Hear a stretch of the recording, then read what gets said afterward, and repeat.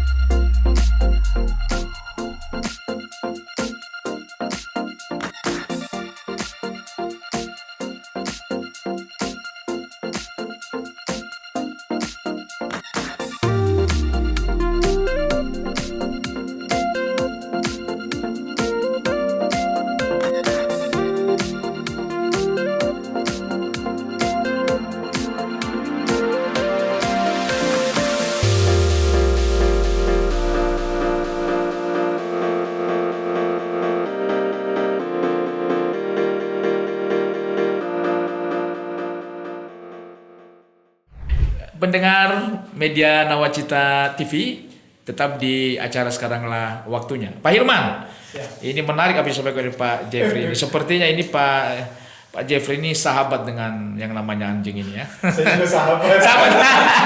Nah, ini kembali kepada budaya tadi. Pak, di Bali, ya saya beberapa kali ke Bali. Kebetulan anak saya kuliah di Udayana Bali. Ya, sekarang di semester 6.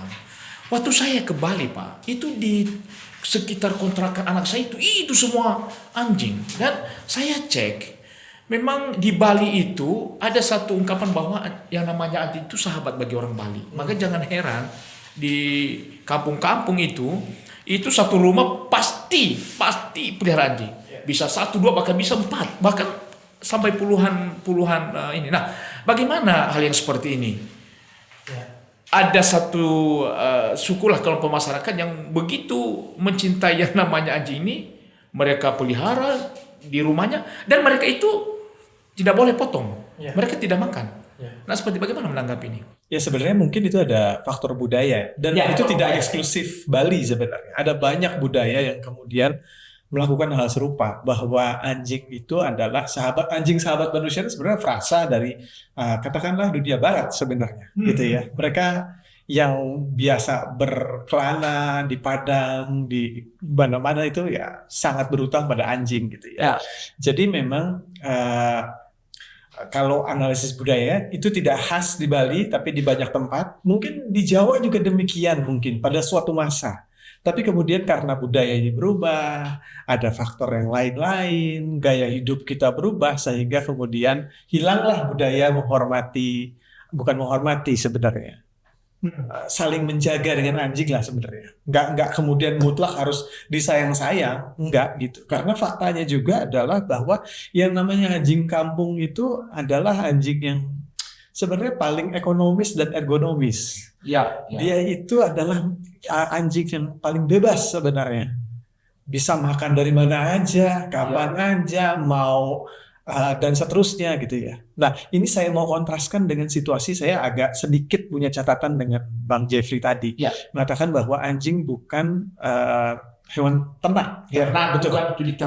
Bukan untuk ternak. Apa itu terjadi? Misalkan ya di puppy mill, ya, di tempat pembiakan jenis-jenis tertentu, itu perlakuannya luar biasa kejam juga sebenarnya. Di ternak, di branding, di jenis-jenis tertentu dikawinkan, yang menghasilkan bulu yang indah, ukuran yang manis, dan seterusnya. Karena mahal. Karena mahal. Artinya Artinya mereka adalah makhluk yang tidak bahagia. Tidak sebahagia anjing buduk, katakanlah begitu. Anjing kampung yang jeleknya luar biasa di luar sana. Tapi mereka punya kebebasan untuk kemana-mana gitu ya. Sementara yang ini tidak gitu ya. Jadi memang kita ternak atau tidak itu adalah keputusan manusia. Jadi saya di dalam tulisan saya yang ada di buku ya Bang Jeffrey, saya bilang bahwa sebenarnya kita bisa merefleksikan nilai-nilai kemanusiaan kita lewat anjing. Ya. Kita mau dikenang sebagai figur manusia seperti apa sih? Nah, itu bisa kita refleksikan kepada perlakuan kita pada anjing. Kalau kita mau dikenang sebagai manusia yang brutal, yang eksploitatif, ya jadilah kamu peternak anjing yang menjadikan anjing sebagai hewan ternak. Kalau kamu mau dikenang sebagai katakanlah sebagai penyayang anjing, ya hiduplah mungkin seperti orang Bali atau seperti apa yang biasa aja gitu, tidak menyakiti tapi juga tidak kemudian secara eksesif memasukkan itu ke dalam rumah misalkan katakanlah begitu ya, dan seterusnya. Jadi pilihan-pilihan itu adalah refleksi nilai kemanusiaan kita sebenarnya, refleksi zaman kita.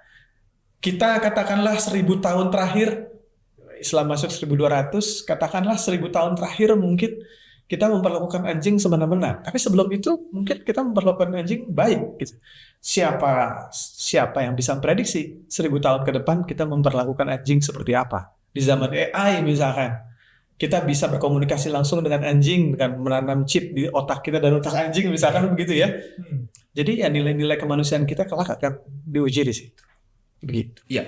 Nah, Pak Hilman, ini dalam buku ini saya melihat ada foto, ya ini juga yang difoto sama Pak Jeffrey ini ya. Tapi foto ini memang menarik saya lihat karena foto ini apakah ini namanya pemberkatan pernikahan anjing ataupun apa namanya? Tapi ini sempat viral. Ya, ini sepertinya diberkati oleh seorang pastor. Nah, menurut Pak Hilman, apakah ini budaya atau seperti apa? Saya tidak bisa menyebutkan bahwa ini budaya dan seterusnya atau tidak begitu ya. Bahwa ini benar atau tidak saya tidak bisa. Tapi saya bisa paham kenapa ini terjadi. Ya, saya hanya bisa memahami kenapa manusia ada yang membuat anjing semacam ini begitu ya. Membuat anjing bisa dikawinkan, diberkati, atau diangkat sebagai anak, atau dibikin rumah khusus. Gitu. Ada sebagian orang menganggap bahwa mungkin orang itu ada yang berbeda atau kok begitu sih jadi manusia gitu ya. Menganggap aneh. Ya. Manusia memperlakukan anjing semacam ini, menganggap aneh. Ya kasih baju segala macam, make up dan segala macam. Kalau saya bisa paham itu kenapa terjadi. Kita menganggap itu aneh, mungkin ya kenapa kemudian kepada orang yang banyak mengoleksi sepatu Air Jordan itu kita anggap aneh nggak? Enggak gitu ya. Kalau orang mengkoleksi ikan koi atau punya baju itu kita anggap aneh nggak? Enggak. Karena itu kesukaan ya, hobi. Kenapa kemudian kita menganggap aneh pemilik-pemilik anjing yang memperlakukan mereka istimewa gitu. Jadi saya bisa memahami bahwa sebenarnya enggak. Manusia itu pada dasarnya ini yang saya agak menjurus agak sedikit menukik begitu ya. Manusia itu pada dasarnya enggak bisa, bukan, kan ada mitos manusia itu separuh sebenarnya.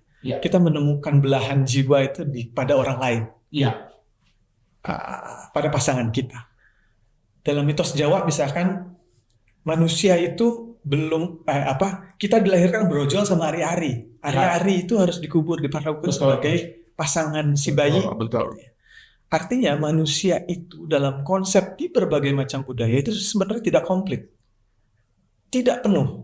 Dia mencari bagian lain untuk memenuhi kehidupannya, hatinya. Itu diperoleh misalkan dari menikah, lalu punya orang tua, lalu punya tetangga dan seterusnya. Termasuk juga mencari kebahagiaan dan pasangan hidup, bukan pasangan, memenuhi hati yang bolong di hati kita itu lewat anjing gitu. Jadi biasa aja gitu. Itu manusia senantiasa mencari apa yang bisa memenuhi hatinya kok gitu ya. Ya itu bisa di anjing, bisa di sepatu, bisa di mana, bisa di mana. Gitu. Berarti menurut Pak Hilman setuju nggak kalau anjing ini dinikahkan, dikawinkan lah, sambil diberkati lah, semacam itulah? Saya sekali lagi saya hanya bisa memahami. Saya tidak bisa membenarkan. Saya bisa paham semacam itu. Yang saya tidak. Karena kalau lihat ceritanya itu biayanya 200 jutaan loh. Betul, betul.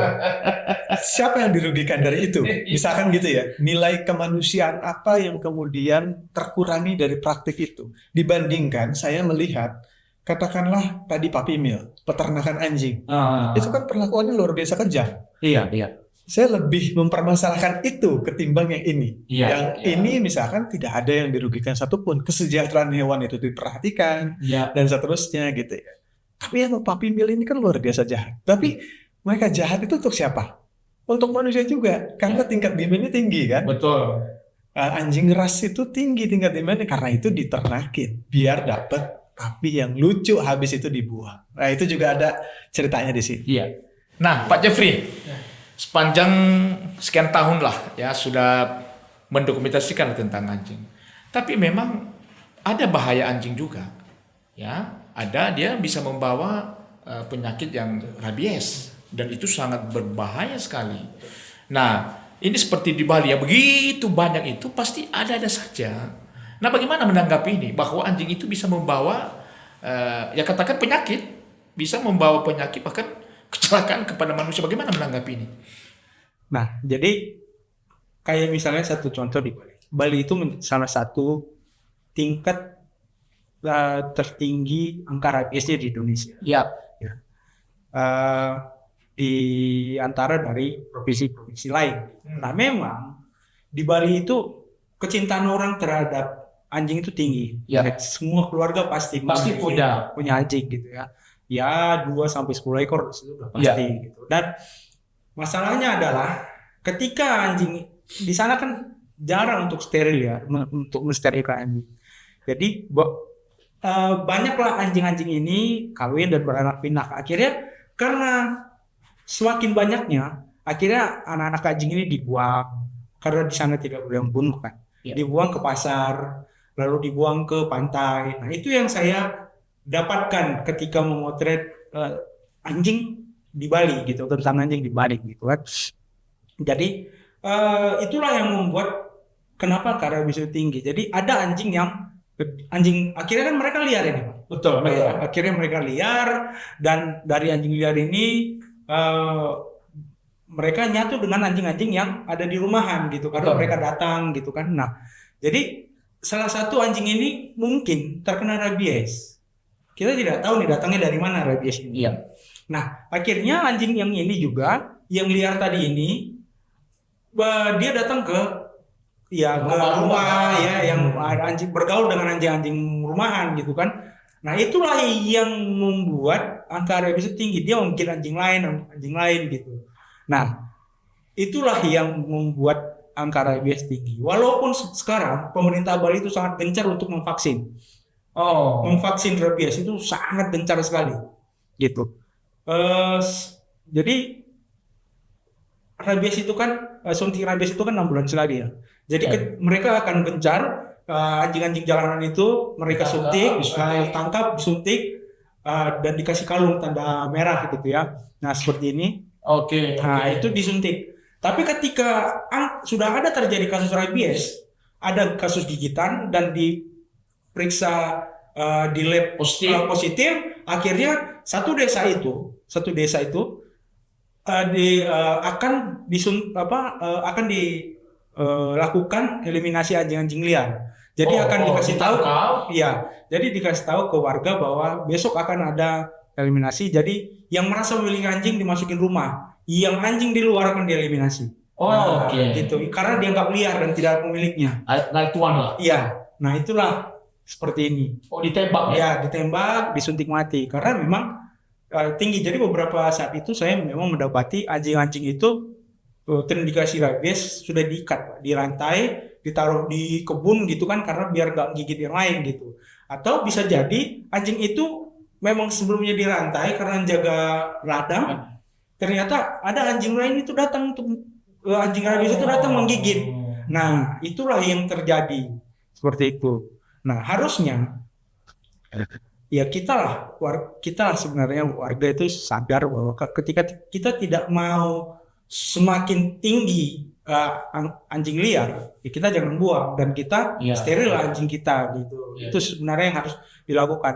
Kalau kita hanya berharap kepada LSM yang atau shelter-shelter anjing yang melakukan itu, seberapa daya mereka begitu kan? Memang banyak NGO anjing yang LSM anjing di Bali itu gitu ya, yang menanggung anjing-anjing liar, yang menangkap dan mensterilkan, tapi seberapa kuat mereka? Dananya juga tidak ada. Yang harus dilakukan adalah kita sebagai warga, sebagai ya masyarakat yang mensterilkan anjing-anjing kita gitu. Jangan ketika kita sudah melihara dari kecil nih, lucu nih anjing lah, lucu kayak tadi Pak, papi harga ratusan juta. jutaan gitu kan, ya. Terus udah gede nih, jadi masalah buat kita. Akhirnya apa? Kita buang. Ini praktik banyak terjadi di Indonesia. Jadi ketika kecil disayang-sayang, sudah besar dibuang, Pak.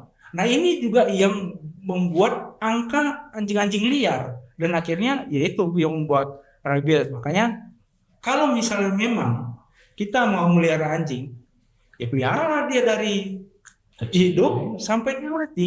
Gitu. Nah, seperti ini. Yang tadi itu, nah ini sampai meninggal, Pak? Enggak, ini sakit kanker, Pak. Oh, kanker. Ini kanker, golden.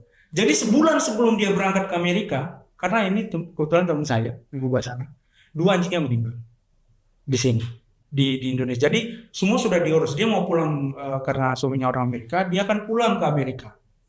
Nah, inilah kenapa saya bilang kecintaannya dia dengan anjing sampai meninggalnya pun dirawat. Gitu. Dan mau diberangkatkan ke Amerika sebulan sebelum anjing meninggal 2 di hari itu yang sama juga. Akhirnya ya udah, semua kan sudah diurus ya, visa dan segala macam, biaya juga besar kan pada saat itu. Akhirnya ya udah dia ikhlas gitu. Nah, ini yang saya mau tekankan, bahwa kalau mau melihara anjing, rawatlah dia sampai jangan dimaknai gitu. Iya. Bertanggung jawab ya. Nah, sekarang kan pemerintah memang beberapa yang namanya hewan itu dilindungi ya. Kenapa? Karena dilindungi dari kepunahan. Tapi kan kalau saya rasa kalau anjing tidak hanya undang-undang yang peduli lah ya dengan anjing ya. Ada pesan kepada pemerintah? Kalau saya sekarang kan lagi digodok ya undang-undang perlindungan hewan ya. Jadi dan beberapa aktivis hewan yang sudah melakukan itu, bahwa meminta DPR mengesahkan undang-undang perlindungan hewan, baik makan kucing dan anjing, macamnya ada penyiksaan juga gitu kan, seperti itu.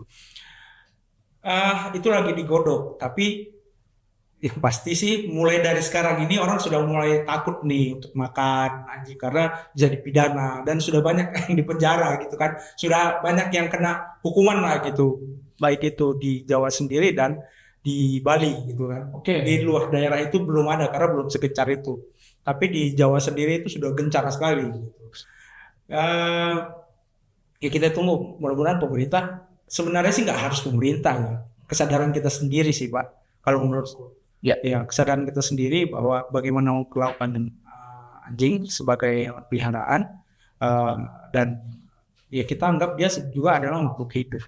Nah sedikit saja Pak Jeffrey tentang buku ini, apa isinya, kapan di launching dan di mana didapat kalau orang mau pingin buku ini? Ya, buku ini isinya tentang kehidupan anjing di Indonesia. Jadi memang tidak Sabang sampai Merauke, tetapi paling tidak dari Indonesia ini sudah, dari ujung barat sampai ujung timur sudah terekam ya. Sudah terekam di situ ya. Nah, bagaimana kehidupan anjing itu ada di dalam ini. Pengerjaannya 11 tahun. Tidak semua ceritanya, tapi paling tidak sudah merangkum lah ceritanya, isinya baik dari itu tadi, baik senang, sedih, terus kekejaman, kebahagiaan, Nah, itu ada terangkum di sini. Kapan launching? Launchingnya ini 14 Februari 14 Februari 2025 di mana nanti? di Mata Waktu di Fatmawati. Harganya 500.000. 500.000 harganya. Sebenarnya kalau dibilang untung juga enggak, karena biaya produksinya tinggi. Untuk biaya produksi buku aja. Kalau mau dapetin nanti bisa hubungin saya atau di IG saya Jeff Timage. Ya. Kebetulan ada penulisnya juga. Oh iya, oke. Bung Hilman yang menulis dalam buku ini tentang sejarah anjing. Anjing ya, luar biasa sekali ya. Saya baca sekilas tadi, memang buku ini menarik juga. Ya, menarik sekali karena disertai juga dengan foto-foto warna yang enak untuk bisa dilihat dan ada keterangan-keterangan yang menarik sekali. Nah, yang terakhir untuk Pak Hilman, sebagai seorang antropolog ya yang banyak mengaitkan anjing dengan budaya. Apa harapan Pak Hilman untuk bangsa Indonesia tentang perlakuan terhadap anjing? Ya sebenarnya kebudayaan itu kan elastis ya, bisa dibentuk, bisa diubah. Apa yang jadi norma sekarang bisa jadi berubah 10, 20, 30 tahun yang lalu gitu ya. Kalau saya dalam posisi pribadi sekali lagi ya tidak setuju dengan konsumsi anjing dan segala macam begitu, tapi saya bisa memahami praktik-praktik beberapa suku yang masih memakan itu gitu ya. Ya itu juga bisa, batasnya tuh bisa di-push loh sebenarnya gitu ya, asal kemudian ya kita semua nih sekali lagi sebenarnya kesadaran kultural tuh jauh lebih penting ketimbang hukum gitu ya. Kalau di mana-mana menyebutkan bahwa itu tabu, nggak usah dimakan, nah, itu justru lebih penting. Kesadaran kolektif kita sebagai bangsa Indonesia yang ingin mencapai norma baru, yaitu memperlakukan anjing dengan bermartabat, ya itu yang perlu mungkin. Setuju kalau saya katakan bahwa menurut Pak Hilman anjing itu haram. Saya lagi-lagi hanya bisa memahami itu bahwa itu haram gitu ya. Tapi ya saya dalam posisi tadi secara personal tentu saja saya punya sikap, tapi saya bisa memahami hal-hal semacam itu. Ada alasannya, alasan sejarah, alasan kultural dan seterusnya. Iya.